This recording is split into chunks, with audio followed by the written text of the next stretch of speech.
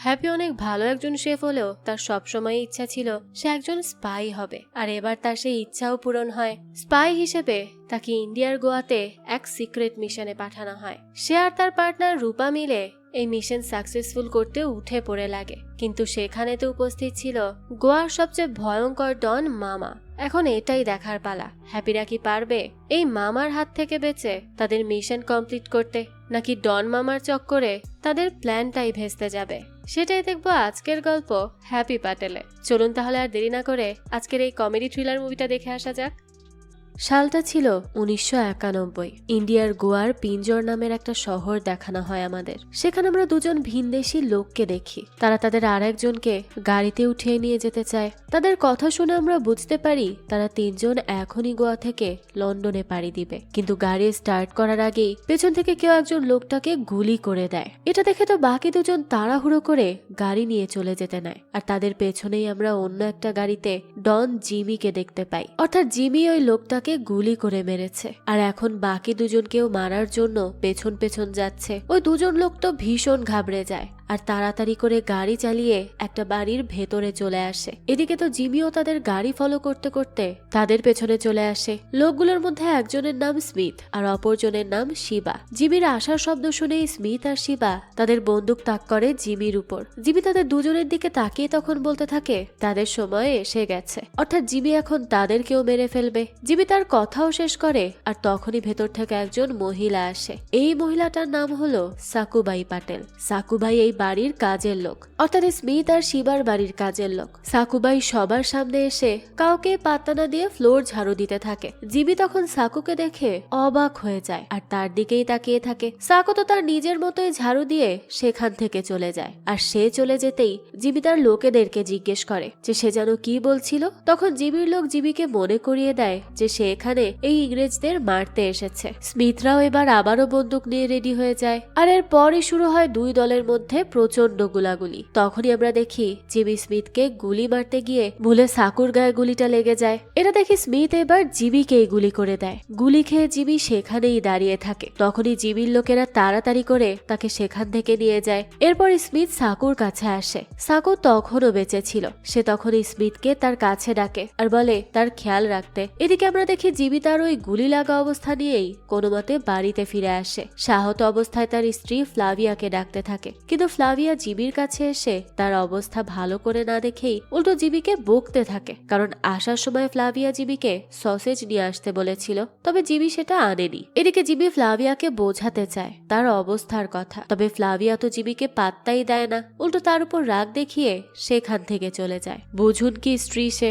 এসব দেখে তো জিমি আবারও হাঁটতে হাঁটতে তার ছেলেদের ঘরে চলে যায়, কারণ সে খুবই হতাশ ছিল তার স্ত্রীর উপর। জানা যায় এই জিমির দুই ছেলে, তারা তখন খেলছিল। জিমি সেখানে বসতেই জিমির ছেলেরা তার কাছে আসে আর বলে তারা তাকে মার্কেট থেকে ক্যান্ডি আনতে বলেছিল, সে আনেনি কেন। জিমি ছেলের কথা শুনে অসহায় হয়ে তাকিয়ে থাকে। সে যে গুলি খেয়ে বসে আছে সেদিকে কারো খেয়াল নেই, সবাই পড়ে আছে তাদের আবদার পূরণ করার জন্য। জিমি তখন তার ছেলেদের দিকে তাকিয়ে বলে সে মারা যেতে চলেছে, আর এর মানে জিমি মারা যাওয়ার পর তাদের দুজনের থেকে একজন ডন হবে। এরপরে জিমি তার হাত থেকে একটা আংটি বের করে বলে তাদের দুজনের থেকে যে কোনো একজন এই আংটিটা পরবে, আর সেই হবে ডন, যে জিমির পরিবর্তে সবকিছু চালাবে, কিডন্যাপিং, মার্ডার, সবকিছু। এসব বলে সে তার আংটিটা দুই ছেলের মধ্যে যে কোনো একজনকে দিতে যাবে, তার আগে জিমির ছোট মেয়ে চলে আসে আর জিমির হাত থেকে আংটিটা নিয়ে নেয়। এটা দেখে তো জিমি অবাক হয়ে যায়, তার মেয়ে আংটি নিয়েছে মানে এখন সেই ডন হবে। জিমির মেয়ে তখন আংটিটা নিয়ে বলে তার বাবা মরতে চলেছে, আর সাথে সাথেই দেখা যায় জিমি সেখানেই মারা যায়। এদিকে স্মিথ সাকুর সাথে আধো আধো ভাবে কথা বলার চেষ্টা করছে। সাকু তখন কোনো মতে মুখ দিয়ে কিচেন উচ্চারণ করে আর বলে খেয়াল রাখতে, আর তখনই আমরা দেখতে পাই কিচেনে আসলে সাকুর ছেলে ছিল, যাকে সাকু সেখানে শুইয়ে রেখেছিল। তখন সাকুর ছোট্ট ছেলে সেখান থেকে উঠে আসে। সাকু মারা যাওয়ার পর স্মিথ আর শিবা মিলে এই ছোট্ট ছেলেটাকে তাদের সাথে করেই নিয়ে যায়। বোঝাই যায় সাকু তাদের কতটা বিশ্বস্ত ছিল। এরপরই দৃশ্য কাট হয়। এখান থেকেই দৃশ্য চলে আসে বর্তমানে লন্ডন শহরে, যেখানে ক্যানেথ নামের একজন লোক ইন্ডিয়ার একজনকে কল করে। ক্যানেথ মেয়েটিকে জিজ্ঞেস জিজ্ঞেস করে সবকিছু ঠিক আছে তো। মেয়েটা সরাসরি ক্যানেথকে জিজ্ঞেস করে টাকা পেয়েছে কিনা। কথাবার্তার এক পর্যায়ে মেয়েটি বলে তার হ্যাপিকে চাই, অর্থাৎ হ্যাপি কোনো একজন ব্যক্তি, আর সেই ব্যক্তিকেই খুঁজছে মেয়েটা, যার জন্য সে ক্যানেথের সাথে কন্ট্যাক্ট করেছে। মেয়েটা ক্যানেথের সাথে কথা বলে কল কাটতেই আমরা দেখতে পাই ওই মেয়েটার রুমের দেয়ালে ডন জিমির ছবি লাগানো, অর্থাৎ জিমির সাথে মেয়েটির কোনো কানেকশন আছে। পরের দৃশ্যে আমাদেরকে লন্ডনে থাকা হ্যাপিকে দেখানো হয়, আর এটাই হচ্ছে সেই হ্যাপি প্যাটেল, অর্থাৎ 1991 সালে মারা যাওয়া স্মিথ আর শিবার হাউসমেট সাকুবাই প্যাটেলের একমাত্র ছেলে হ্যাপি প্যাটেল। সেদিন হ্যাপিকে সাথে করে নিয়ে আসার পর তারা দুজন হ্যাপিকে লন্ডনেই বড় করেছে, আর এখন তারা হ্যাপিকে বন্দুক চালানো সহ আরো নানা ধরনের জাসুসি করার ট্রেনিংও দিচ্ছে। হ্যাপিকে একজন স্পাই এজেন্ট গড়ে তোলার চেষ্টা করছে তারা। তবে আমরা দেখতে পাই হ্যাপি তো ঠিকমতো গানটাও চালাতে পারতো না, তেমন কোনো স্কিলই ছিল না হ্যাপির মধ্যে, আর এটা নিয়েও হ্যাপি অনেক বেশি আপসেট ছিল। তবে স্মিথ আর শিবা কখনোই হ্যাপিকে লুজার বলে না, তারা দুজন সবসময় হ্যাপির সাথে থাকে, তাকে সাহস দেয়। তবুও হ্যাপির মনে কোনো একটা শূন্যতা থেকেই যায়। হ্যাপির কাছে মনে হয় তার জীবনে কিছু একটা মিসিং আছে, যেটা সে জানে না, তবে সেটা কিছুতেই সে খুঁজেও বের করতে পারে না। আর এর মানে আমরা বুঝতে পারি হ্যাপি তার নিজের ব্যাপারে কিছুই জানে না। হ্যাপি সেই ছোটকাল থেকেই স্মিথদের সাথে থেকে এসেছে, তাই সাকুবাই প্যাটেল নামের কেউ একজন তার মা ছিল সেটা এখন আর মনে নেই হ্যাপির। আর স্মিথরাও তেমন কিছু মনে করতে দেয় না হ্যাপিকে, যদি সে কষ্ট পায় সেই জন্য।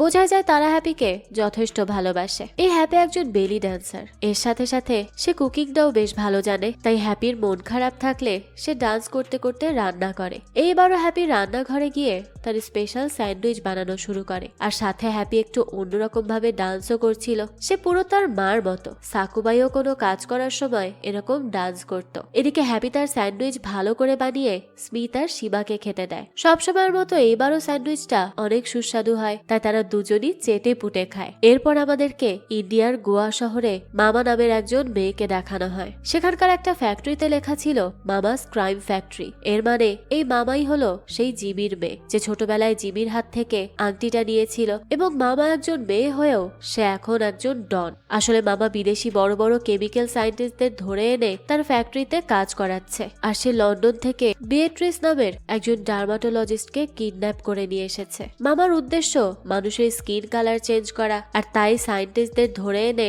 মামা তাদের দিয়ে এই প্রজেক্টের কাজ করিয়ে যাচ্ছে। আর এই সব করছে মামা তার বাবা অর্থাৎ জিমির মৃত্যুর প্রতিশোধ নেওয়ার জন্য। মানে মামার এই প্রজেক্টের মাধ্যমেই সে জিমির খুনিকে ধরে তাকে মেরে ফেলবে। অন্যদিকে ক্যানেথ আবারও কল দেয় স্মিথকে। স্মিথ ক্যানেথের কল রিসিভ করেই লুকিয়ে কথা বলতে থাকে। সে সরাসরি স্মিথকে বলে সে তার ছেলে হ্যাপির ব্যাপারে কথা বলতে চায়। তারা কিছু ফিল্ড ওয়ার্ক চালু করতে যাচ্ছে ইন্ডিয়াতে। স্মিথ ইন্ডিয়ার কথা শুনেই অবাক হয়ে যায়, তাই সে সরাসরি ক্যানেথকে মানা করে দেয় যে সে ইন্ডিয়ার কোনো কাজে হ্যাপিকে দিতে পারবে না। তখন ক্যানেথ স্মিথকে বোঝায় যে সে জানে হ্যাপি বড় কোনো স্পাই এজেন্টের পক্ষ থেকে আছে। তখন পাশে দাঁড়িয়ে থাকা শিবা ক্যানেথকে বলে হ্যাপি কোনো এজেন্টের লোক না, হ্যাপিকে তারা অ্যাডপ্ট করেছে। শিবার কথা শুনে ক্যানেথ বলে তাহলে তারা হ্যাপিকে স্পাই এজেন্ট বানিয়ে দিবে, অর্থাৎ ক্যানেথরা তাদের মিশন পূরণ করার জন্য হ্যাপিকে ট্রেনিং দিবে একজন স্পাই এজেন্ট হওয়ার জন্য। ক্যানেথ স্মিথকে জিজ্ঞেস করে হ্যাপি কি হিন্দি বলতে পারে। স্মিথ জানায় হ্যাপি যে ইন্ডিয়ান সেটা এখনো সে নিজেই জানে না, তাই সে হিন্দি ভাষা বোঝে না। সে শুধু ডান্স করে আর রান্না করে। সে খুবই সাধারণ একজন মানুষ।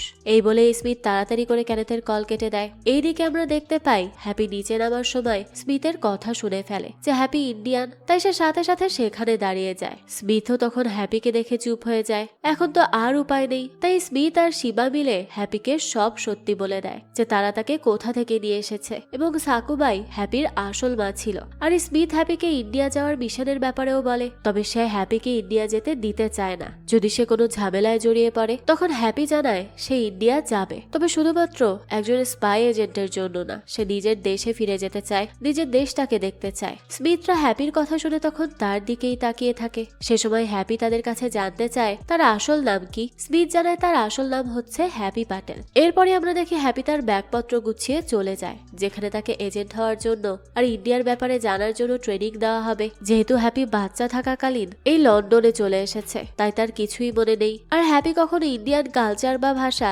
এইসব শেখেইনি, তাই ক্যানেথ আর তার টিম মিলে দায়িত্ব নেয় হ্যাপিকে ইন্ডিয়া যে ধীরে ধীরে মিশন পূরণ করার জন্য যা যা দরকার সবকিছু ট্রেনিং দেওয়া হবে। ক্যানেথরা হ্যাপিকে আসলেই একটা স্পাই এজেন্ট ভেবেছিল, তবে তারা তো আর জানতো না যে হ্যাপি খুবই বোকাশোকা ছেলে যে শুধু রান্না আর ডান্সই করতে পারে। তো এরপরই হ্যাপি ট্রেনিং শুরু হয়ে যায়। হ্যাপির জন্য আগে থেকেই পুরো সেট আপ করে রেখেছিল তারা। আর হ্যাপি যেহেতু একেবারেই হিন্দি ভাষা বলতে পারে না, তাই তার প্রথম ট্রেনিংয়ে হ্যাপিকে একটা হিন্দি মুভি দেখানো হয়, যেটার সাহায্যে হ্যাপি কিছু কিছু হিন্দি ভাষা সহ বিভিন্ন মুভমেন্টও শিখতে পারবে। এরপর হ্যাপিকে ইন্ডিয়ার খাবার দেওয়া হয়। সেই খাবার দেখে খুব খুশি হয়ে যায় আর সেটা চামচ দিয়ে খেতে যায়। তখন একজন লোক এসে হ্যাপির চামচ ফেলে বলে, ইন্ডিয়ার প্রথম রুলস হচ্ছে খাবার খাওয়ার সময় কোনো ধরনের চামচ ব্যবহার করা যাবে না। লোকটার কথা শুনে হ্যাপি এবার নিজের মুখ দিয়ে খাবার খেতে যায়। তখন লোকটা তাকে এক ধমক দিয়ে বলে, আরে হাত দিয়ে খাবার খাও। এরপর হ্যাপিকে প্র্যাকটিস করতে দেওয়া হয়, যেখানে একজন মেয়েকে ইমপ্রেস করতে হবে তাকে। হ্যাপি এখানে অনেক বেশি নার্ভাস ছিল, আবার সে হিন্দি ভাষাগুলোও ভুলভাল বলছিল। এভাবেই এক এক করে হ্যাপি ট্রেনিং চলতে থাকে। এখন আমাদেরকে মিশনের ব্যাপারে জানানো হয়। ইন্ডিয়াতে তাদের লোক বিয়েট্রিসকে কিডন্যাপ করা হয়েছে, যে একজন ডার্মাটোলজিস্ট সায়েন্টিস্ট। বিয়েট্রিসের একটা ফর্মুলার কারণে 21 দিনের মধ্যে ফর্সা হওয়ার রেজাল্ট দেখা দিয়েছে। আর ইন্ডিয়ার মানুষ বেশি ফর্সা মানুষকে পছন্দ করে, অর্থাৎ যাদের গায়ের রং উজ্জ্বল। ফর্সা হলে নাকি বিয়ের চান্সেসও বেড়ে যায়। আর এই জন্য বিয়েট্রিসকে কিডন্যাপ করা হয়েছে। আর হ্যাপির একমাত্র মিশন হলো তাকে ইন্ডিয়া গিয়ে ধীরে ধীরে সবার সাথে মিশতে হবে, আর সুযোগ বুঝে বিয়েট্রিসকে কিডন্যাপারদের হাত থেকে বাঁচিয়ে সোজা লন্ডন নিয়ে আসতে হবে। এদিকে পুরো কথা হ্যাপি একটা খাতায় নোট করে রাখে। সেটা পারবে কিনা সেটা সে নিজেও জানে না, কেননা সে পুরোপুরি হিন্দি ভাষাও পারে না, আর সে একজন স্পাইয়ের মতোও চলতে পারে না। এ কারণে ক্যানেথ একটু সন্দেহ করে যে হয়তো হ্যাপি এসবের জন্য রেডি না। ক্যানেথের কথা শুনে আরেকজন বলে, হ্যাপি রেডি, তবে ইন্ডিয়া রেডি না। এরপর হ্যাপিকে ইন্ডিয়ার গোয়া শহরে পাঠানো হয়, আর এখান থেকেই শুরু হয় গল্পের মেইন পার্ট। ইন্ডিয়া আসার আগে হ্যাপির পুরো লুক ইন্ডিয়ানদের মতো করেই দেয়া হয়। সে গোয়াতে নেমেই ট্যাক্সিতে উঠে বসে। সেখানে হ্যাপির সাথে আরেকজনকেও পাঠানো হয়, যে সবসময় হ্যাপির পেছন পেছন থেকে তার দেখাশোনা করবে। এদিকে হ্যাপি ট্রেনিং মোতাবেক ট্যাক্সি ড্রাইভারের সাথেও ভাড়া নিয়ে বার্গেনিং করে। ভাড়া প্রায় অর্ধেক টাকা সে কমিয়ে নেয়। হ্যাপি খুব ভালো করেই বুঝতে পেরেছে ইন্ডিয়াতে সবকিছু নিয়ে বার্গেনিং করাটা কতটা জরুরি। এরপরে হ্যাপিকে বলে দেওয়া লোকেশন মতো সে একটা হোটেলে চলে যায়। হোটেলের রিসেপশনেই হ্যাপি গীত নামের একজনকে দেখতে পায়। গীত প্রথমে হ্যাপিকে চিনতে পারছিল না। তখন হ্যাপি একটা কাগজ বের করে সেখানে লেখা একটা কোড পড়ে গীতকে শোনায়, আর তখনই সে হ্যাপিকে চিনতে পারে। সে সময় আমরা জানতে পারি এই গীতও হ্যাপিদের মিশনে আছে, আর হ্যাপি সেটা কোড চায়ের মাধ্যমে জানায়, অর্থাৎ চা খাওয়াও এক ধরনের কোড। তবে চা খেয়ে হ্যাপির কাছে তেমন মজা লাগছিল না। তখন হ্যাপি তার আর গীতের চায়ের মধ্যে একটু মশলা আর এলাচি দেয়। এটা দেওয়ায় চায়ের স্বাদ অনেকটা বেড়ে যায়, আর এটা খেয়ে গীত একদমই ফিদা হয়ে যায়। হ্যাপি আসলে সব খাবারের ব্যাপারে অনেক কিছু জানে, তাই এরকম কোনো খাবারে কিছু কম হলে সেটা হ্যাপি নিজের মতো করে টেস্টি বানিয়ে ফেলে, আর সে যা করে সেটাই হয়ে যায় হ্যাপির নতুন রেসিপি। তো চা খেতে খেতেই গীত হ্যাপির থাকার রুমটাও বুক করে ফেলে। এরপর সে হ্যাপিকে রক্সি নামের একটা মেয়ের সাথে পরিচয় করায়। মূলত রক্সিও এখন থেকে হ্যাপির সাথে সাথে থাকবে। তো এরপরই রক্সি তাকে সাথে করে নিয়ে যায় তার রুম দেখাতে। যাওয়ার সময় হ্যাপি অনেক কিছুই ঘুরে ঘুরে দেখছিল।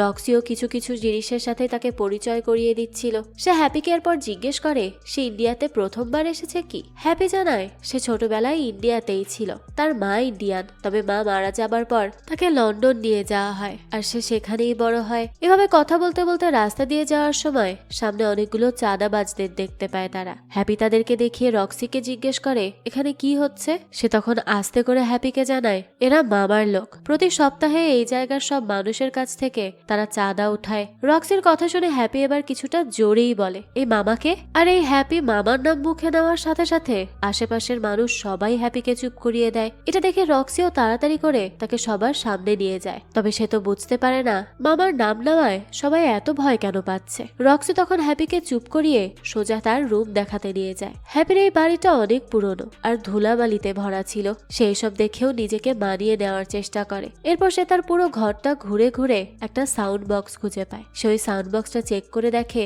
সেটা এখনো ভালো আছে, তাই সে ভীষণ খুশি হয়ে যায় আর তাড়াতাড়ি করে বক্সে গান ছেড়ে নাচতে থাকে। আর এভাবেই সে পুরো ধুলোবালি ভরা ঘরটাকে পরিষ্কার করে ফেলে, সাথে চাও বানায়। সব কাজ শেষ করে সে তার রুমের বারান্দায় এসে দাঁড়াতেই সেখানে একজন মেয়েকে দেখতে পায়। মেয়েটা বেশ সেজে গুজে সবার সামনে নাচছিল। তবে মেয়েটা একটুও ভালো মতো নাচ করছিল না, যার জন্য কেউ তার নাচ পছন্দ করে না। আর না দেখেই সেখান থেকে চলে যায়। এটা দেখে মেয়েটা তো খুবই রেগে যায় আর সবাইকে বলে কোনো সেলিব্রিটি নাচলে তো পাগলের মতো তারা তার পেছনে পড়ে থাকে, কিন্তু লোকাল কেউ নাচলে তাকে কেউ সাপোর্ট করে না। এই বলে মেয়েটা রেগে বেগে সবাইকে সেখান থেকে পাঠিয়ে দেয়। এদিকে হ্যাপি মেয়েটাকে প্রথমবার দেখেই ফিদা হয়ে যায়। সারাক্ষণ সে মেয়েটার দিকেই তাকিয়ে থাকে আর মুচকি মুচকি হাসে। আর এটা দেখে তো মেয়েটা মুখ বাঁকা করে সেখান থেকে চলে যায়। তবে এটা দেখেও হ্যাপি ফিলিংস এর সাগরে ভাসতে থাকে। এদিকে আমরা মামাকে দেখতে পাই যে জিবির ছবির সামনে বসেছিল, আর মামার দুই ভাই অর্থাৎ জিবির দুই ছেলেও এখন মারা গেছে আর তাদেরকে মেরেছে মামা নিজে। মামা এখন তার বাবার মতো ডেঞ্জারাস গুন্ডা হয়ে উঠেছিল। সবাই মামার নাম শুনলেই ভয়ে কাঁপতো। তবে মামা এখন সবচেয়ে বেশি যেটায় ফোকাস দিচ্ছে সেটা হলো গায়ের রং ভরসাকারী কেমিক্যাল তৈরি করে নিজের ব্র্যান্ড দাঁড় করানোর। কারণ ইন্ডিয়ার বেশিরভাগ মানুষই নিজের স্কিন কালারকে পছন্দ করে না, সবাই চায় ফর্সা হতে। আর এই সুযোগটাকেই সে কাজে লাগিয়ে অনেক অনেক টাকা ইনকাম করতে চায়। অন্যদিকে ইন্ডিয়াতে থাকতে থাকতে হ্যাপি এখন নিজের জন্য বাজার করাও শুরু করেছে। প্রতিদিন বাজারে গিয়ে ফ্রেশ ফ্রেশ সবজি বার্গেনিং করে কিনে ফ্রেশ ফ্রেশ রান্না করে সে খায়। একদিন বাজারে হ্যাপি রক্সিকে দেখতে পায়।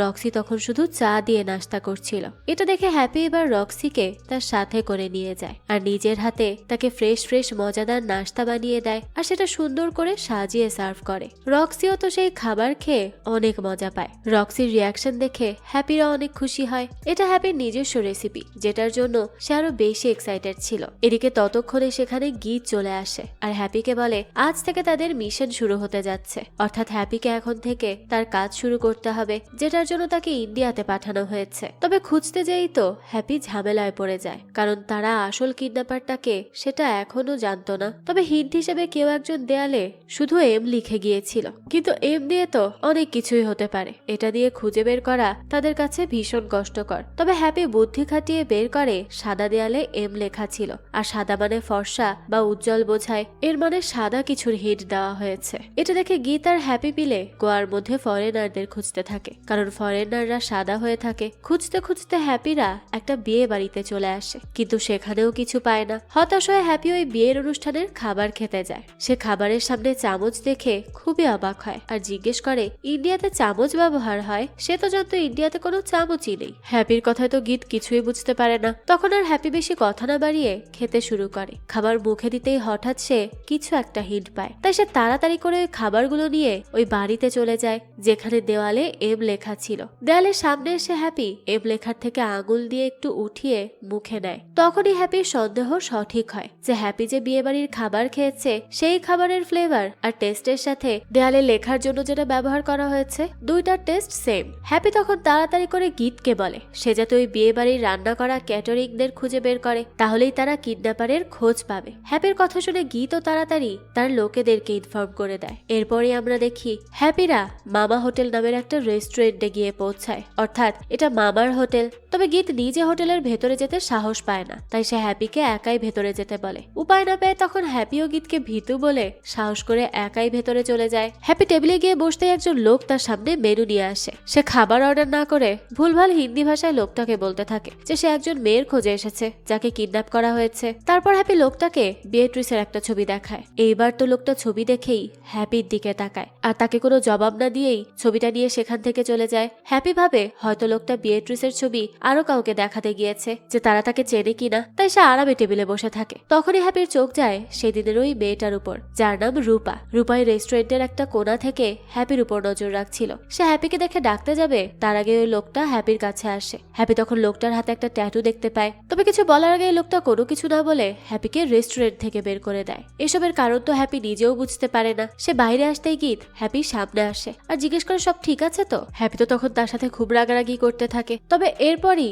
হ্যাপি তার পেছনে রূপাকে দেখে, তাই সে তার সাথে গিয়ে কথা বলার চেষ্টা করে। আর ট্রেনিং অনুযায়ী হ্যাপির কাণ্ড দেখে রূপা ইমপ্রেস হওয়ার জায়গায় উল্টো তাকে পাত্তা না দিয়ে চলে যেতে নেয়। তখন হ্যাপি রূপাকে তার সাথে ডিনার করার অফার করে। এরপর আমরা দেখি সে রূপাকে নিয়ে গীতের রেস্টুরেন্টে ডিনার করতে আসে। সেখানে একজন বৃদ্ধা ওয়েটার ছিল যে খাবার সার্ভ করতে অনেক লেট করত। এদিকে রূপা হ্যাপির আধো আধো হিন্দি ভাষা বলতে দেখে জিজ্ঞেস করে সে কে আর কোথা থেকে এসেছে। রূপার প্রশ্ন শুনে হ্যাপি কি উত্তর দিবে সেটাই খুঁজে পায় না, তাই তার কথাটা কোনোমতে কাটিয়ে সে রূপার ডান্সের অনেক প্রশংসা করে। আমরা বুঝতে পারি রূপা ঠিকমতো ডান্স না পারলেও সে ডান্স অনেক বেশি পছন্দ করে, তাই তার ডান্স কেউ পছন্দ করুক বা না করুক রূপা কখনোই ডান্স ছাড়বে না। এদিকে হ্যাপি রূপার কথাবার্তা শুনে তো ধীরে ধীরে আরো বেশি ফিদা হয়ে যায়। এরপর তারা দুজন খাওয়া শুরু করে। খাবার খাওয়ার পর হ্যাপির কাছে খাবারে কিছু একটা কম লাগছিল, তখন সে নিজের কাছ থেকে কিছু মশলা বের করে আর রূপার খাবারে দেয়। রূপাও তো সেই খাবার খেয়ে ভীষণ মজা পায়। হ্যাপি তখন সাহস করে রূপার হাত ধরতে গেলেই রূপা তাকে কষে এক চড় মারে। হ্যাপি তো চড় খেয়েই কাত হয়ে যায়, কিন্তু এই চড়ও যেন হ্যাপির কাছে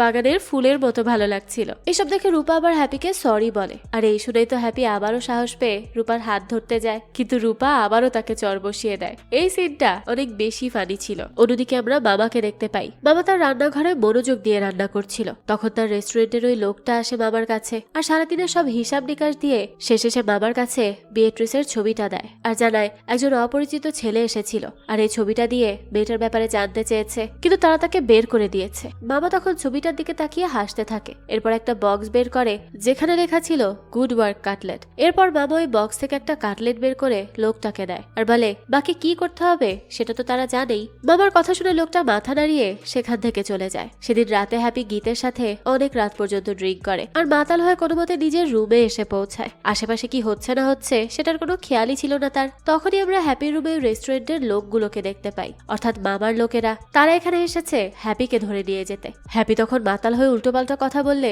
লোকগুলো তো তাকে মারতে যায়। তখনই হ্যাপি সবাইকে থামিয়ে হাসতে হাসতে বলে সবাই একসাথে অ্যাটাক করে না, গুন্ডারা সবসময় এক একজন করে আসে, এটাই মুভির রুলস। হ্যাপি তার ট্রেনিং এর সময় হিন্দি মুভি দেখে এসব শিখেছে। তার এসব কথাবার্তা শুনে তো লোকেরা হাসাহাসি করতে থাকে আর সবাই মিলে তাকে মারতে শুরু করে। তখনই রক্সি চলে আসে আর কোনো মতে হ্যাপিকে নিয়ে ওই লোকগুলোর চোখের আড়াল হয়ে যায়, তাই গুন্ডারাও তাকে আর ধরতে পারে না। এইসব কথা মামা শুনে একেবারেই চুপ হয়ে যায়। তখন লোকগুলো তো আরো বেশি ভয় পায়, কারণ তার চুপ থাকা মানে ডেঞ্জারাস কিছু হতে চলেছে। মামা তার কুকিং শেষ করে রেস্টুরেন্টের ওই লোকটাকে জিজ্ঞেস করে সে কাটলেট খাবে কিনা। এই কথা শুনে তো সবাই খুব ভয় পেয়ে যায়। এরপর আমরা দেখতে পাই মামা তার কাটলেটের একটা বক্স বের করে, তবে এইবারের বক্সের উপরে লেখা ছিল স্পেশাল কাটলেট, অর্থাৎ এটা আগের কাটলেট থেকে আলাদা। মামা হেসে বক্স থেকে একটা কাটলেট বের করে ওই লোকটাকে খেতে দেয় আর লোকটা তো সেই কাটলেট খেয়ে সাথে সাথে মারা যায়। আসলে এদের অবস্থা এমন ছিল যে মামার সামনে তারা কিছু বলতেও পারছিল না। মৃত্যু সামনে দেখেও তাকে স্বেচ্ছায় মৃত্যুবরণ করে নিতে হয়েছে। আর তার এখানে সকলেই জানতো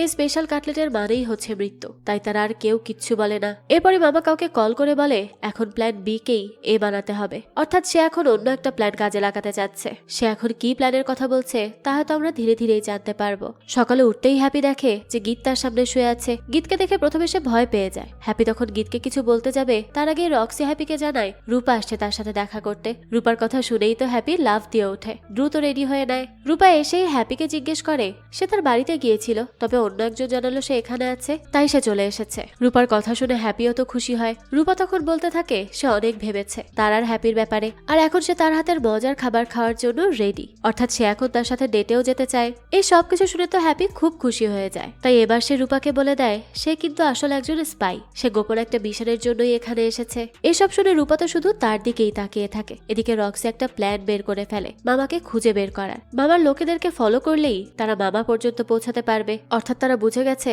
আসল কিডন্যাপার আর কেউ নয় বরং মামা। তো এরপরই প্ল্যান মতো কাজ শুরু হয়ে যায়। রাত একটা পার্টি ছিল আর সেই পার্টিতেই রূপা নেচে নেচে সবাইকে ব্যস্ত রাখার চেষ্টা করছিল, তবে সবাইকে ব্যস্ত রাখা যাচ্ছিল না। তাই হ্যাপিরাও মামার লোকেদের কাছে ট্র্যাকার লাগাতে পারছিল না। এসব দেখে হ্যাপি এবার নিজেই চলে যায় স্টেজে আর রূপার সাথে মিলে নাচতে থাকে। এবার তো সবাই তাদের নাচ পছন্দ করে। সেই সময় হ্যাপি রূপার কোমরে একটা ট্যাটু দেখতে পায়, যে সেম ট্যাটু সে মামার লোকের হাতে দেখেছিল। এই সব কিছু নিয়ে হ্যাপি বুঝতে পারে যে কিছু তো একটা ভুল হচ্ছে, তাই মিশন পূরণ হওয়ার আগেই হ্যাপি সেখান থেকে চলে যায়। কিন্তু ওয়াশরুমে গিয়ে তাড়াতেই তাকে কেউ একজন আঘাত করে অজ্ঞান করে ফেলে। এরপর সে ধীরে ধীরে চোখ খুলেই দেখে তার সামনে স্বয়ং মামা দাঁড়িয়ে আছে, অর্থাৎ মামার লোকেরা তাকে ধরে নিয়ে এসেছে। তার সাথে গীতার রূপাকেও এনেছে। এসব দেখে রূপা রেগে বেগে মামাকে বলতে থাকে সে তো তার শিখিয়ে দেওয়া কথা মতোই কাজ করছিল, হ্যাপিকে ফাঁসাচ্ছিল, তাহলে এখন তাকে কেন বেঁধে রেখেছে। রূপার কথা শুনে হ্যাপি হেসে বলে রূপা তো শুধু তার প্ল্যানের একটা অংশ ছিল, বাকি সবকিছু তো এখনো বাকি আছে। রূপা তো এবার অনেক রেগে যায় মামার উপর, আর রূপা যে মামার হয়ে কাজ করছিল এ ব্যাপারটা তো হ্যাপি সেদিনই বুঝে গিয়েছিল। এরপর মামা তাদেরকে জিজ্ঞেস করে তারা কি তার বানানো স্পেশাল কাটলেট খাবে। গীত খেতে চাইলেও হ্যাপি তাকে মানা করে, আর সে বলতে থাকে যে লন্ডন থেকে সে বিয়াট্রিস নামের একজন মেয়েকে কিডন্যাপ করেছে আর তার খোঁজেই হ্যাপি এখানে এসেছে। কিন্তু মামা তো তাকে কোনো সাহায্যই করবে না, তাই সে তাকে মারার জন্য বিভিন্ন তামাশা করতে থাকে। সে প্রথমে একটা ঘন্টা বাজাতে শুরু করে। এসব দেখে হ্যাপিরা তো কিছুই বুঝতে পারছিল না যে মামা আসলে করছেটা কি। দেখা যায় মামা ঘন্টা বাজিয়ে কিছু লোকদেরকে ডাকে। হ্যাপি তখন ভাবে এই লোকগুলো হয়তো তাকে মারবে, তাই সে বলতে থাকে সে ট্রেনিং এর সময় সব ধরনের টর্চার সহ্য করেছে। হ্যাপি হ্যাপির কথা শুনে মামা হাসে আর হাততালি বাজায়। তখনই শুরু হয় টর্চার। আসলে মামা যে 3 জনকে এনেছিল তারা এবার গান গাইতে শুরু করে, আর এটা এতটাই বাজে ছিল যে হ্যাপিদের সহ্য হচ্ছিল না। তাদের তো কান ঝালাপালা হয়ে যাচ্ছিল। আর এই অদ্ভুত টর্চার টানা 3 ঘন্টা ধরে চলতে থাকে। হ্যাপি আর সহ্য করতে না পেরে বলতে থাকে এসব বন্ধ করতে, আর মামা কি চায় সেটাও জানাতে বলে।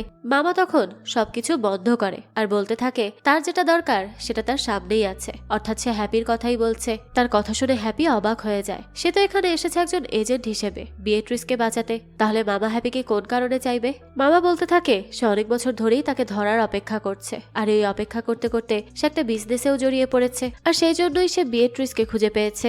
আর এখন হ্যাপিও তার সামনে। হ্যাপি তাকে কিছু বলতে যাবে তার আগেই মামা ছুরি দিয়ে হ্যাপির একটা আঙুল কেটে দেয়। হ্যাপি তো সাথে সাথে ভয়ের চোটে অজ্ঞান হয়ে পড়ে, আর সেখানে সবাইও অনেক বেশি ঘাবড়ে যায়। এরই মাঝে মামার একটা কাজ পড়ে যাওয়ায় সে সেখান থেকে চলে যায়। তখনই গীত তাড়াতাড়ি করে হ্যাপিকে ডেকে ওঠায় আর প্ল্যান করতে থাকে তারা কিভাবে এখান থেকে বের হবে। কিন্তু হ্যাপি তো তার আঙুল দেখে আবারও অজ্ঞান হয়ে যায়। গীত আবারও তাকে উঠালে তারা প্ল্যান করে তারা একসাথে চেয়ার সহ উঠে দরজা ভেঙে বেরিয়ে যাবে। কিন্তু রূপার কাছে এই প্ল্যান ফেল হবে বলে মনে হচ্ছিল, তাই তারা তাদের দড়ি খোলার চেষ্টা করে। এর মধ্যে মামা চলে আসে। এবার তার কাছে জিবি সেই গানটা ছিল যেটা দিয়ে সে হ্যাপিকে মারবে।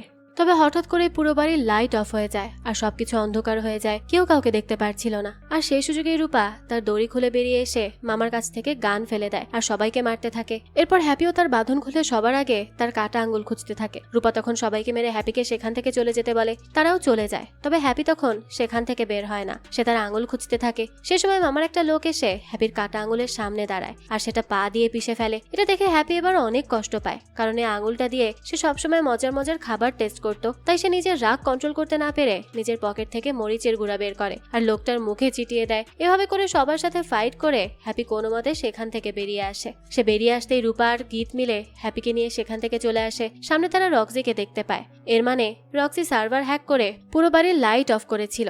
এদিকে বেঁচে ফিরে হ্যাপিরা সবাই স্বস্তির নিঃশ্বাস ফেলে। তখন হ্যাপি রূপার দিকে তাকিয়ে বলে সে তার সাথে ধোঁকাবাজি করেছে। এই বলে সে আবারও অজ্ঞান হয়ে সেখানেই পড়ে যায়। হ্যাপির যখন জ্ঞান ফেরে তখন সে তার সামনে 3 জন মহিলা পুলিশ অফিসারকে দেখতে পায়। হ্যাপির সাথে রক্সি আর গীতও ছিল। হ্যাপি পুলিশদের দিকে তাকিয়ে বলে তারা কারা? আসলে তারা আগে থেকেই হ্যাপিদের ফলো করছিল। তারা হ্যাপিদের ব্যাপারে সবকিছু জানে। তবে সবচেয়ে অবাক করা বিষয় হলো যখন আমরা জানতে পারি রূপার সম্পর্কে। আসলে রূপা শুধু একজন ডান্সার আর মামার লোক ছিল না, সে একজন ইন্ডিয়ান সিক্রেট সার্ভিস কোম্পানির এজেন্ট ছিল। হ্যাপি এই কথা জানতে পেরে হা করে তাকিয়ে থাকে। রূপা একজন সিক্রেট এজেন্ট সেটা হ্যাপি ধরতেই পারেনি। এরপর পুলিশ জানায় মামা তার বাবা মারা যাওয়ার পর তার বাবার সব ব্যবসা নিজের করে নেয়, আর এখন নিজেও পুরো গোয়ার ডন হয়ে যায়। আর সেই জন্যই তারা রূপাকে হায়ার করেছে মামার আশেপাশে থাকার জন্য, যাতে তারা সব সিক্রেট ইনফরমেশন জানতে পারে। আর তাদের কাছে খবর এসেছে মামা ধামাকাদার কিছু করতে যাচ্ছে, আর সেটা খুব বাজে প্রভাব ফেলবে পুরো ইন্ডিয়াতে। তাই তাদের মিশন এখন মামা কি করতে যাচ্ছে সেটা জানা, আর সেটা কমপ্লিট হওয়ার আগেই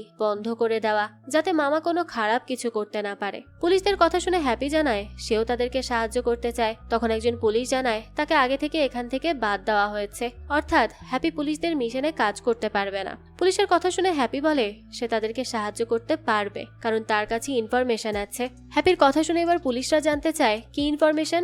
হ্যাপি বলে সে মামার বাড়ির বাইরে একটা গুদাম দেখেছে, সেখানে অনেকগুলো বক্স ছিল, আর তার কাছে মনে হয় ওই গুদাম ঘরের ভেতরেই কিছু একটা আছে।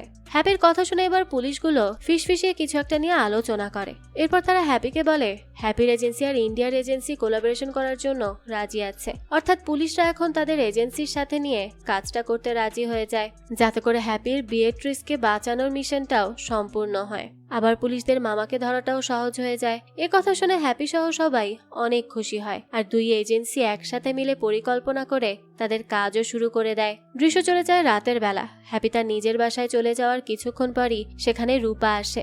এত রাতে রূপাকে দেখে হ্যাপি অবাক হয়ে যায়। তখন রূপা বলে তার ঘুম আসছিল না, তাই সে হ্যাপির সাথে গল্প করতে এসেছে। হ্যাপি তখন অবাক হলেও রূপাকে তার ঘরে নিয়ে যায়। এরপর গল্প করতে করতে রূপা হ্যাপিকে সব জানায় যে সে প্রায় 5 বছর ধরে মামার সাথে কাজ করে এসেছে। এখন যদি সে মামাকে পুলিশের হাতে ধরিয়ে দেয় তাহলে মামা পাক্কা রূপার সব সার্টিফিকেট ফিনিশ করে দিবে। আর তার জন্যই রূপা ডান্স করে, কারণ সে যখন ডান্স করে তখন তার মনে আর ওই বোঝাটা থাকে না যে রূপা একজন মামার কাঠপুতুল। হ্যাপি রূপার কথা শুনে মন খারাপ করে ফেলে। এরপর হ্যাপি তার নিজের কথা বলতে থাকে যে তার বাবারা অর্থাৎ স্মিথ আর শিবা আগে থেকেই খুব ভালো এজেন্ট ছিল। আর সেটা দেখে হ্যাপিও এজেন্ট হতে চাইতো, তবে সে প্রতিবার ফেল করে যেত।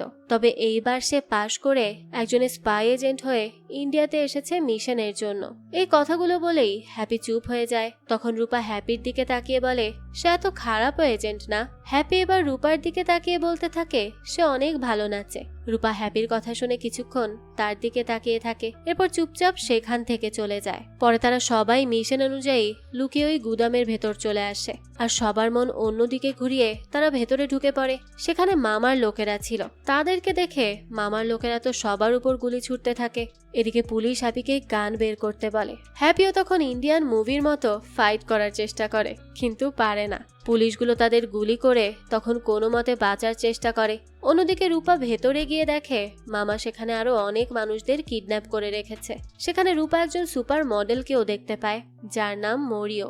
মরিও একজন ইন্টারন্যাশনাল সুপার মডেল। মামা কন্ট্রাক্ট সাইন করিয়ে তাকেও এখানে কিডন্যাপ করিয়ে রেখেছে। রূপা মরিওকে তখন ছেড়ে দেয়। মরিও বেরিয়েই মামার লোকেদের সাথে ফাইট করতে শুরু করে। এবার হ্যাপিও সাহস করে এক এক করে সবাইকে মারতে থাকে। এরপরই সুযোগ বুঝে সে কাজ ভেঙে ভেতরে চলে যায় আর বিয়েট্রিসকে বাঁচিয়ে নিয়ে আসে আর তাকে কোলে তুলে নেয়। বিয়েট্রিস এটা দেখে হ্যাপিকে বলে সে হাঁটতে পারে। হ্যাপি বলতে থাকে তাদের মিশনের মধ্যে বিয়েট্রিসকে কোলে করে নিয়ে আসার কথা ছিল, তাই সে তাকে কোলে নিয়েছে।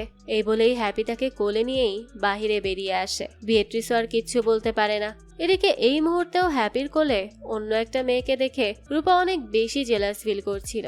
সে তাকে কোলে করেই এগিয়ে যেতে থাকে।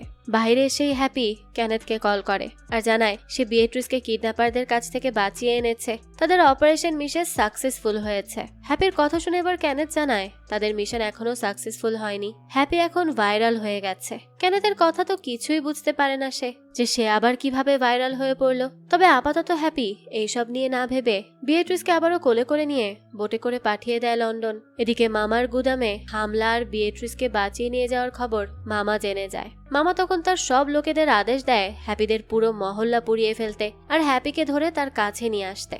মামার লোকেরা তখন মামার কথা মতোই কাজ করে, তবে তারা হ্যাপিকে কোথাও খুঁজে পায় না। এদিকে বিয়েট্রিস চলে যেতেই সেখানে রক্সি আর গীত চলে আসে। রক্সি হ্যাপিকে সুস্থ দেখে অনেক খুশি হয়। এরপর সে হ্যাপিকে একটা ভিডিও দেখায়, যে ভিডিওতে মরিও তার নিউ প্রোডাক্ট লঞ্চ করেছে।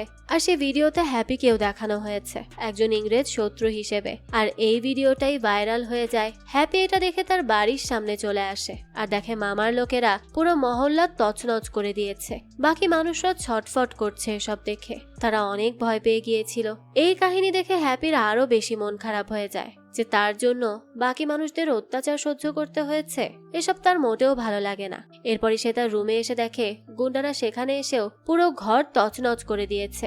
আবার সেখানে একটা মেসেজও দিয়ে গেছে, যদি আজকের মধ্যে হ্যাপি প্যাটেল মামার কাছে নিজেকে সারেন্ডার না করে তাহলে পুরো গোয়া শহর সে তছনছ করে দিবে। এটা পরে এখন সবার মাথায় হাত, কারণ হ্যাপির জন্য এখন অন্যান্য মানুষদের দুর্ভিক্ষ দেখতে হবে। আবার যদি হ্যাপিকে সারেন্ডার করানো হয় তাহলে মামার সাথে সাথে হ্যাপিকে মেরে ফেলবে। এসব নিয়ে অনেক চিন্তায় পড়ে যায় সবাই। তবে এইসব চিন্তার মাঝেও হ্যাপি সবার জন্য সুন্দর করে খাবার বানায় আর প্লেট সাজিয়ে সবাইকে সার্ভ করে, কারণ আগে পেট ঠান্ডা তো সব ঠান্ডা। ততক্ষণে সেই গীতের রেস্টুরেন্টের সেই লেজি ওয়েটারটা এসে হ্যাপিকে চা দিয়ে যায়। হ্যাপি চা মুখে দিয়ে দেখে চাটা অনেক ঠান্ডা ছিল।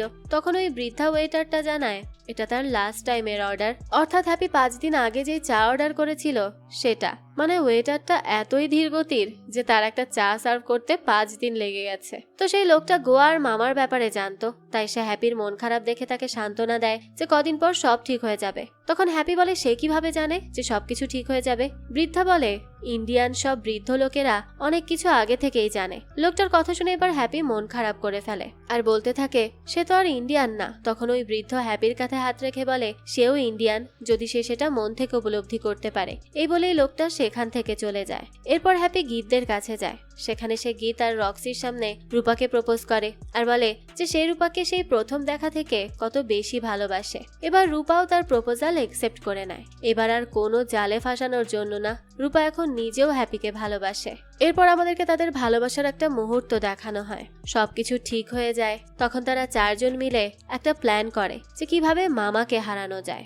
এরপর আমরা দেখতে পাই হ্যাপি বাহিরে গিয়ে পুরো মহল্লার সবাইকে ডাকে আর তার সামনে নিয়ে আসে। ততক্ষণে সবাই জেনে গিয়েছিল যে হ্যাপি মামার সাথে লড়াই করেছে আর এখন হ্যাপির জন্য তাদের ক্ষতিগ্রস্ত হতে হচ্ছে। এই জন্য সবাই এখন হ্যাপির উপর ক্ষেপে ছিল, কারণ তারা সবাই মামাকে দেখে ভয় পায়। আর তাই এখন হ্যাপি সবাইকে আধো আধো ভাষায় বলে যে তারা যদি একসাথে সবাই মিলে মামাকে ভয় না পায়, উল্টো তার সাথে লড়াই করে, তাহলে তারা মামাকে হারাতে পারবে। মামাও তাদের সাথে আর লড়াই করার সাহসটা পাবে না, আর এর ফলে তাদের আর মামার জন্য প্রতি সপ্তাহে টাকাও দিতে হবে না, তাদেরকে ভয়ও থাকতে হবে না, তারা নির্দ্বিধায় স্বাধীনভাবে ঘুরতে পারবে। হ্যাপি এই কথাগুলো ঠিকমতো বলতে পারছিল না, তাই এইসব দেখে এবার রূপা গিয়ে সবাইকে সবকিছু বুঝিয়ে বলে। প্রথমে তো কেউ হ্যাপিকে বিশ্বাসই করতে চায় না, কিন্তু পরে সবাই রাজি হয়ে যায় ওই মামার সাথে লড়াই করার জন্য। এরপরে হ্যাপি মামার কাছে যায়। মামা হ্যাপিকে দেখে ভাবে হয়তো সে নিজে থেকে এসেছে সারেন্ডার করতে, তাই সে খুশি হয়ে জিমির গান দিয়ে হ্যাপিকে মারতে যায়। আর তখনই হ্যাপির পেছন থেকে পুরো মহল্লার মানুষ এসে জড়ো হয়। এত মানুষ দেখে এবার মামার গুন্ডারাও ভয় পেয়ে যায়, কিন্তু এসব দেখেও মামা থামে না, হ্যাপির উপর বন্দুক তাক করে। তখন হ্যাপি মামাকে থামিয়ে দিয়ে বলে তার যদি এতই দম থাকে তাহলে সে সত্যিকারের লড়াই করছে না কেন, আর তাতে সত্যিকারের লড়াই হচ্ছে খাবার। অর্থাৎ হ্যাপি বুঝিয়েছে দুজনের খাবারের উপর ভিত্তি করে তারা আসল উইনার বের করবে, আর যে হারবে তাকে মেরে ফেলা হবে। মামাও হ্যাপির শর্ত শুনে রাজি হয়ে যায়। এর দ্বারাই আমরা বুঝতে পারি আসলে এই পুরো গল্পটা একদম স্পাই এজেন্টকে সিরিয়াস ভাবে নিয়ে বানানো হয়নি। এখানে উদ্দেশ্য ছিল দর্শকদের কাছে কিছু ফানি বিষয় তুলে ধরা আর বাস্তবতা তুলে ধরা। যাক, এরপর আমরা দেখি হ্যাপি আর মামার খাবারের লড়াইয়ের জন্য খুব বড় আয়োজন করা হয়, যেখানে মহল্লার সবাই উপস্থিত ছিল। দেখা যায় তাদের খাবার টেস্ট করার জন্য আসে ইন্ডিয়ার জনপ্রিয় মাস্টার শেফ সঞ্জীব কাপুর।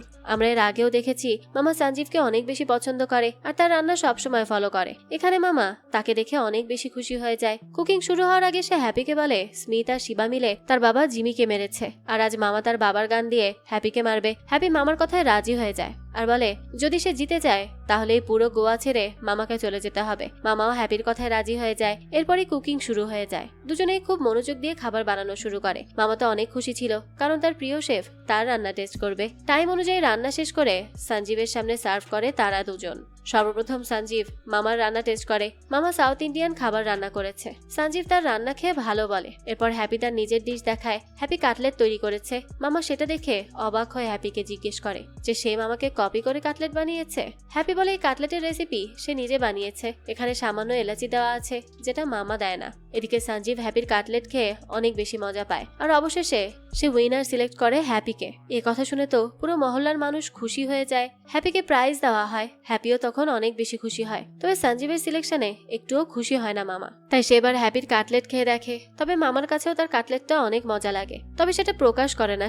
সে সঞ্জীবের উপর রেগে এক ঘুষিতে তাকে নিচে ফেলে দেয়। এরপর সে হ্যাপির সাথে মারামারি লাগিয়ে দেয়। তখন মামা জিমির গান দিয়ে হ্যাপিকে গুলি করতে যায়, তবে হ্যাপির গায়ে গুলি লাগে না। হ্যাপি এখানে বিভিন্ন স্টাইলে নাচতে নাচতে মামার সাথে ফাইট করতে থাকে, কারণ সে কখনোই কারোর সাথে ফাইটে পারদর্শী ছিল না। কিন্তু হ্যাপি তার মায়ের মতো নেচে নেচে করলে সব কাজই করতে পারে, তাই এখন হ্যাপি মামার সাথেও লড়াই করতে পারে।